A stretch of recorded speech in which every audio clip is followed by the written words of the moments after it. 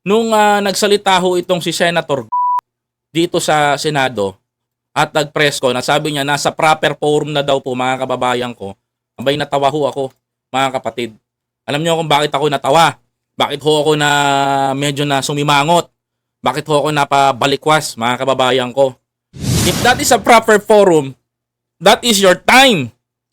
And tamang pagkakataon para patunayan sa publiko na malinis ang intensyon ng pamilya mo.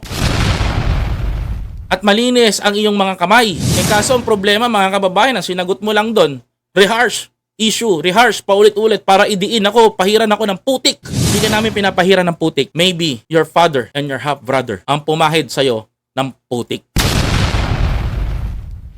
Mga kababayan, that is your fault, mga kababayan ko. At kung sasabihin mong rehearse, nako, kung pinail to nung panahon ninyo, di napagtakpan kayo. Ngayon, hindi nyo kaalyado yung ombudsman. Yung ombudsman para sa taong bayan, nakatingin sa publiko.